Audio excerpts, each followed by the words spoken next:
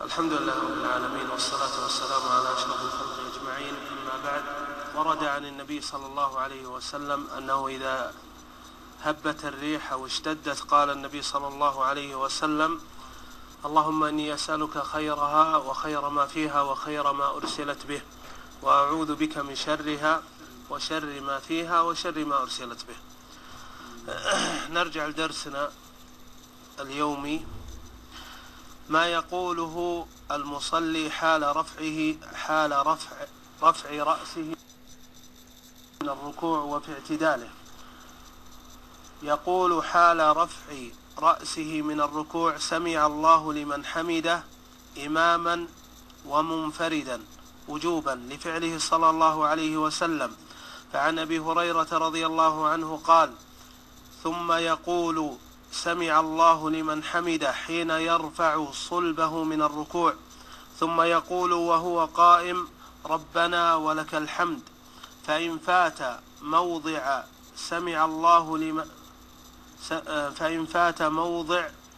الله لمن حمده واعتدل قائما لا يأتي بها، لكن يلزمه سجود السهو لتركه واجبا. واضحة يا إخوان؟ ها؟ أي. فإن فات موضع سمع الله لمن حمده واعتدل قائما لا يأتي بها. متى تقال سمع الله لمن حمده؟ في حال الرفع، لكن إذا وقفت ما تقول سمع الله لمن حمده، خلاص تروح عليك وتجيب سجود السهو. يا أخوان، هذا خطأ يقع فيه كثير من الناس، اللي هو حال التحرك تقول سمع الله لمن حمده، لكن إذا اعتدلت ما تقوله وتجيب سجود السهو. وهذا مشروع في حق كل مصل في المشهور عن أحمد، وهو قول أكثر أهل العلم.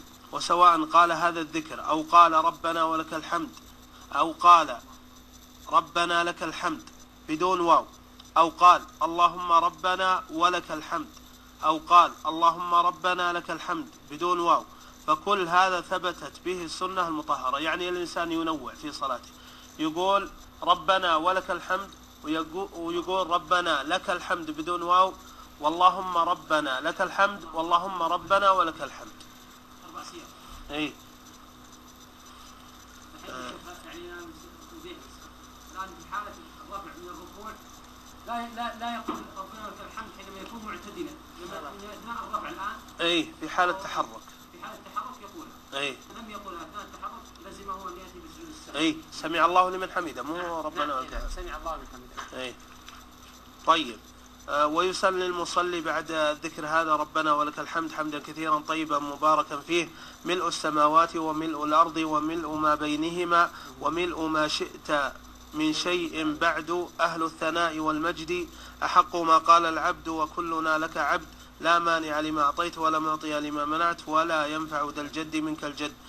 فعن عبد الله ابن أبي أوفى قال: كان رسول الله صلى الله عليه وسلم إذا رفع ظهره من الركوع قال: سمع الله لمن حمده، اللهم ربنا لك الحمد، ملء السماوات وملء الأرض وملء ما شئت. وسلم على نبينا محمد وعلى آله وصحبه أجمعين. اللهم صل وسلم.